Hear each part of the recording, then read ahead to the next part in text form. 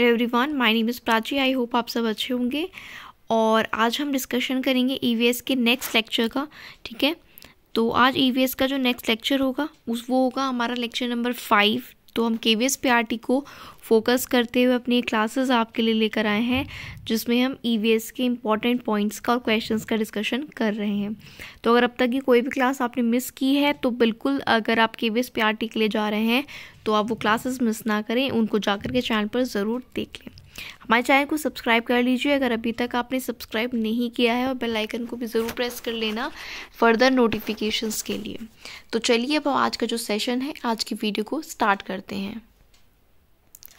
तो गाइस आगे बढ़ते हैं नेक्स्ट पॉइंट्स के साथ, जो हमने लास्ट वीडियो में डिस्कस किए थे उससे आगे।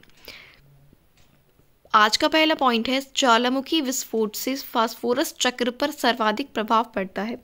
आपके पास अगर क्वेश्चन हो कि ज्वालामुखी विस्फोट से सबसे ज़्यादा जो प्रभाव है वो किस पर पड़ता है, तो आपका राइट आंसर होगा फास्फोरस चक्र पर।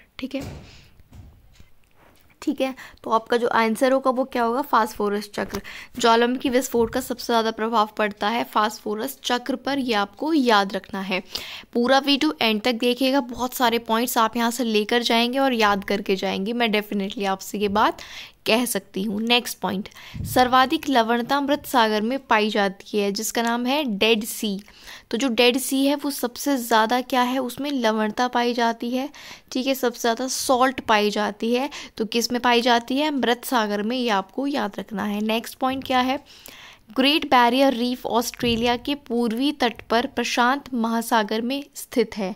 आपसे पूछा जाए लोकेशन ग्रेट बैरियर रीफ की, तो वो कहाँ पर है, ऑस्ट्रेलिया के पूर्वी तट पर, और कौन से महासागर में, प्रशांत महासागर में।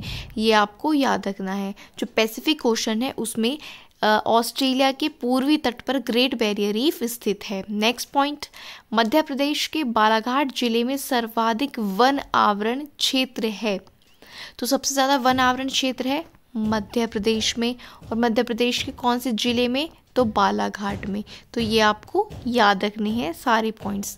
मध्य प्रदेश के बालाघाट जिले में सबसे ज़्यादा वन आवरण क्षेत्र है। नेक्स्ट पॉइंट, महासागरों की औसत लवणता कितनी होती है।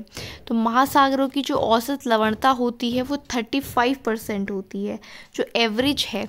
ठीक है, महासागरों की, ओशंस की जो एवरेज लवणता है, ठीक है, सैलिनिटी है, वो कितनी है, 35% है। ये आपको याद रखना है। नेक्स्ट पॉइंट, वनों में पेड़ की छाल पर लगने वाला सफ़ेद पदार्थ होता है लाइकेन। आपको याद रखना है कि वनों में पेड़ की छाल पर जो सफ़ेद पदार्थ होता है उसको लाइकेन कहा जाता है। नेक्स्ट पॉइंट,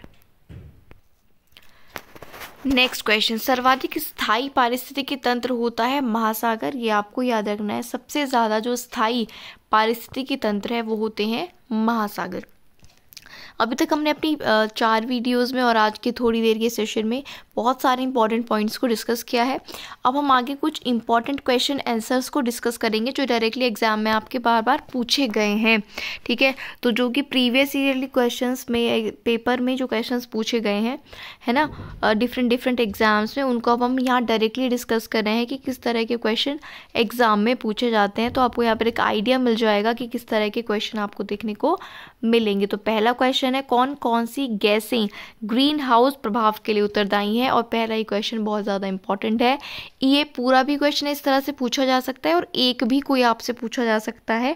तो यहाँ पर अगर हम बात करें ग्रीन हाउस इफेक्ट की, तो उसके लिए carbon dioxide, methane, nitrous oxide, जल वाष्प और क्लोरोफ्लोरोकार्बन जिम्मेदार होते हैं, यानी कि उत्तरदायी होते हैं। फिर से सुनिएगा, ग्रीन हाउस इफेक्ट के लिए carbon dioxide, methane, nitrous oxide, जल वाष्प और क्लोरोफ्लोरोकार्बन उत्तरदायी होते हैं। नेक्स्ट क्वेश्चन, ग्लोबल वार्मिंग के लिए सर्वाधिक उत्तरदायी कौन सी गैस होती है। बात हो रही है ग्लोबल वार्मिंग। अक्सर लोग हो जाते हैं थोड़े कंफ्यूज इन दोनों के बीच। तो अगर हम ग्लोबल वार्मिंग के बात करें, उसकी सबसे ज़्यादा उत्तरदायी गैस की बात करें, तो वो होती है कार्बन डाइऑक्साइड। कल हमने हमारे वातावरण में कितनी कार्बन डाइऑक्साइड है, कितनी नाइट्रोजन है, उसकी भी अपने सेशन में बात की थी। नेक्स्ट, जुगाली करने वाले पशु किस ग्रीन हाउस गैस को उत्पन्न यानी कि क्रिएट करते हैं, प्रोड्यूस करते हैं? तो जो पशु जुगाली करके गैस को प्रोड्यूस करते हैं, ग्रीन हाउस गैस, उसका नाम होता है मीथेन। धान के खेत से कौन सी गैस निकलती है? Methane. Next question, green house गैसों की संकल्पना किसने दी? ये विचार किसने दिया ग्रीन हाउस गैसेस का? तो ये दिया है जोसेफ फोरियर ने। कोई भी क्वेश्चन आप मिस नहीं कर सकते क्योंकि किसी न किसी एग्जाम में क्वेश्चन पूछे गए हैं। तो ग्रीन हाउस गैसों की संकल्पना किसने दी है? जोसेफ फोरियर ने। नेक्स्ट क्वेश्चन, कौन सा राज्य भारत का प्रथम कार्बन मुक्त राज्य बन गया है? तो भारत का जो पहला कार्बन मुक्त राज्य बना है वो हिमाचल प्रदेश है। ये आपको याद रखना है, भारत का पहला कार्बन मुक्त राज्य बना है हिमाचल प्रदेश, और ये पहला है तो हमेशा पहला ही रहेगा, चाहे क्वेश्चन आपका कभी भी पूछा जाए। नेक्स्ट है क्योटो प्रोटोकॉल क्या है? ठीक है, क्योटो प्रोटोकॉल क्या है? ये ग्लोबल वार्मिंग से संबंधित है और उसको कम करने के लिए, उपाय करने के लिए विभिन्न देशों के बीच की एक एग्रीमेंट है। क्योटो प्रोटोकॉल सबसे पहले किसके लिए है? तो ग्लोबल वार्मिंग को कम करने के लिए है, और ये अलग अलग देशों के बीच एक एग्रीमेंट है जिसके अंदर प्लानिंग्स की जाती हैं कि ऐसे ग्लोबल वार्मिंग को कम किया जाए। तो जो क्योटो प्रोटोकॉल है वो किससे रिलेटेड है? ग्लोबल वार्मिंग से। नेक्स्ट क्वेश्चन, ओजोन छिद्र का निर्माण सबसे ज़्यादा कहाँ पर है? Very very important question. तो ओजोन छिद्र का जो सबसे ज़्यादा निर्माण है वो है अंटार्कटिका के ऊपर। ठीक है, जो अंटार्कटिका है उसके ऊपर ओजोन छिद्र सबसे ज़्यादा बड़ा मालूम पड़ता है, ये आपको याद रखना है। नेक्स्ट क्वेश्चन है, मॉन्ट्रियल प्रोटोकॉल का संबंध किससे है? अभी हमने बात की थी क्योटो प्रोटोकॉल की जिसका संबंध है ग्लोबल वार्मिंग से। अब हम मॉन्ट्रियल प्रोटोकॉल की बात करेंगे। तो मॉन्ट्रियल प्रोटोकॉल का संबंध ओजोन परत के संरक्षण से संबंधित है, यानी ओजोन परत का जो क्षय हो रहा है, उसमें जो कमी आ रही है उसको संरक्षित करने के लिए एक प्रोटोकॉल बनाया गया है विभिन्न देशों के द्वारा। ठीक है, उसका नाम है मॉन्ट्रियल प्रोटोकॉल। तो मॉन्ट्रियल प्रोटोकॉल किससे रिलेटेड हुआ? जो हमारी ओजोन परत है उससे रिलेटेड है, ये आप याद रखेंगे। कई बार मॉन्ट्रियल प्रोटोकॉल और क्योटो प्रोटोकॉल में लोग कंफ्यूज हो जाते हैं, कंफ्यूज नहीं होना है। क्योटो प्रोटोकॉल है ओजोन ग्लोबल वार्मिंग के लिए, और ओजोन छिद्र के लिए है मॉन्ट्रियल प्रोटोकॉल, याद रखेंगे। नेक्स्ट क्वेश्चन, कौन सा वर्णक वनस्पति को पराबैंगनी किरणों के दुष्प्रभाव से बचाता है? सूर्य से लगातार पराबैंगनी किरणें पृथ्वी पर पहुंचती हैं, लेकिन जो वनस्पति होती है ना, वनस्पतियों को कौन सा वर्णक इन पराबैंगनी किरणों के दुष्प्रभाव से बचाता है? तो वो वर्णक होता है कैरोटीनॉइड। ठीक है, कैरोटीनॉइड जो वर्णक है वो वनस्पतियों को पराबैंगनी किरणों के दुष्प्रभाव से हमेशा बचा कर रखता है, याद रखेंगे। वर्णक का नाम है कैरोटीनॉइड। नेक्स्ट क्वेश्चन, UNEP यानी कि यूनाइटेड नेशन एनवायरनमेंट प्रोग्राम का जो मुख्यालय यानी हेडक्वार्टर है वो कहाँ पर है?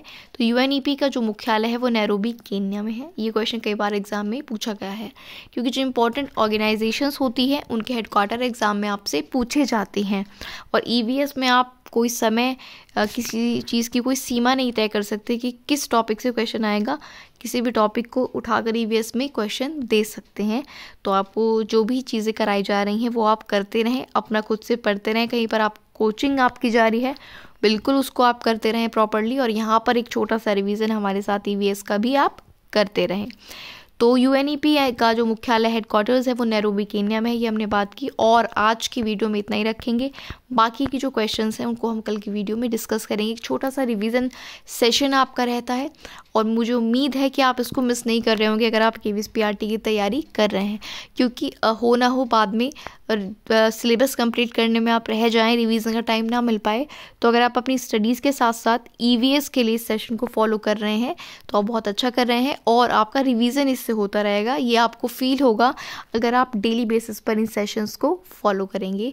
सीधी बात होती है, कोई बकवास नहीं की जाती है, बस थोड़ा सा बताया जाता है कि ये सेशन हमारे चैनल पर आपको प्रोवाइड कराया जाता है, इसके अलावा कुछ नहीं, सीधा हम पॉइंट्स को डिस्कस करते हैं। तो वीडियो अगर अच्छा लगा है तो लाइक कर दीजिए, चैनल को सब्सक्राइब ज़रूर कर लीजिए, कोई भी नई वीडियो आती है उसके नोटिफिकेशन के लिए बेल आइकॉन को भी ज़रूर प्रेस कर लेना। और बस आपसे छोटी सी विनती है कि इस वीडियो को आप ज़्यादा से ज़्यादा शेयर ज़रूर कर दें, जिससे ज़्यादा लोग इसको देखें और हमें मोटिवेशन मिले। आप के लिए और भी सब्जेक्ट्स को रिवाइज कराने के लिए और EVS को भी आगे तक और अच्छे से सेशंस आपके लिए लाने के लिए। आज के लिए इतना रखते हैं। डिस्क्रिप्शन में हमारे टेलीग्राम चैनल का लिंक है। अगर आपके कोई डाउट्स हैं किसी सब्जेक्ट से रिलेटेड या टॉपिक से रिलेटेड तो आप हमसे पूछ सकते हैं हमारे टेलीग्राम चैनल पर। आज के लिए इतना ही रखते हैं। Thank you for watching the video.